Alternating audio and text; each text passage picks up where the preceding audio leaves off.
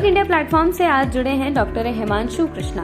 Doctor Himanshu Krishna Lucknow के जाने माने न्यूरोसर्जन हैं और उन्हें इन क्षेत्रों में 12 वर्षों का अनुभव है। डॉक्टर हिमांशु कृष्णा अलीगंज लखनऊ में Divyavani neuro and maternity clinic में अभ्यास करते हैं। उन्होंने 1995 में KGMC लखनऊ से MBBS, 2000 में KGMU से MS जनरल सर्जरी और 2003 में SGPGI लखनऊ से MCH न्यूरो सर्जरी पूरी की।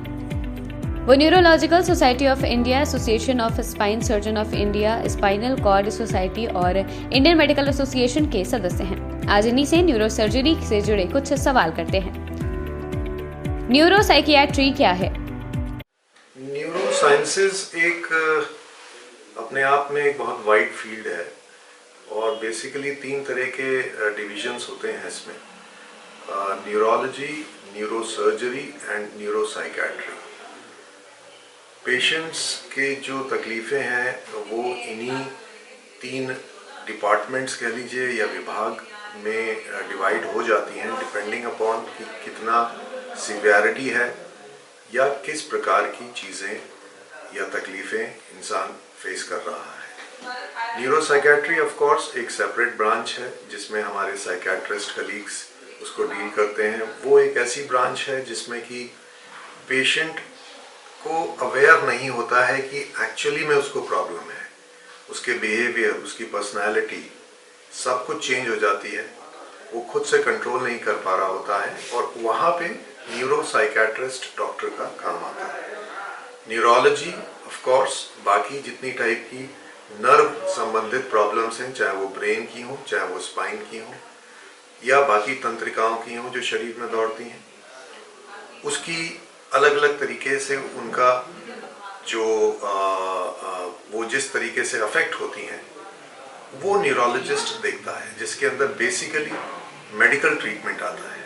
कुछ टाइप की ऐसी प्रॉब्लम्स हैं जिनसे नसें दब जाती हैं, जैसे चोट लग जाए, डिस्क, स्लिप डिस्क जो कॉमन भाषा में हम जानते हैं, ट्यूमर हो जाना, इन्फेक्शन, TB के इन्फेक्शन जिसमें कि नस पे दबाव ज़्यादा होता है, तो वहाँ पे उसका ऑपरेशन करके उस दबाव को हटाया जाता है, तो वो न्यूरो सर्जन के स्पेशलाइजेशन में आता है। न्यूरो सर्जन का क्या रोल होता है?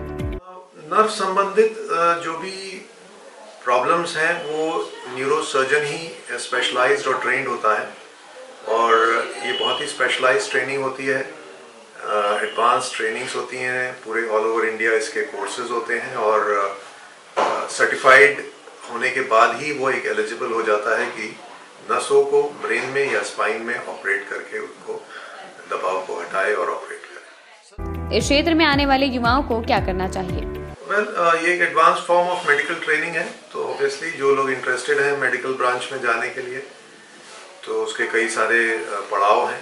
MBBS होता है, फिर उसके बाद सर्जिकल स्पेशलाइजेशन होता है और सर्जरी में स्पेशलाइजेशन करने के बाद फिर फर्दर 3 साल का न्यूरो सर्जिकल स्पेशलाइजेशन होता है, तो टोटल करीब 10-12 साल का पूरा टेन्योर चाहिए होता है इसमें। तो आपको भी अगर मेडिकल क्षेत्र की इस फील्ड में करियर बनाना है तो अपने लक्ष्यों के प्रति मेहनत करनी होगी और जी तोड़ मेहनत करनी होगी।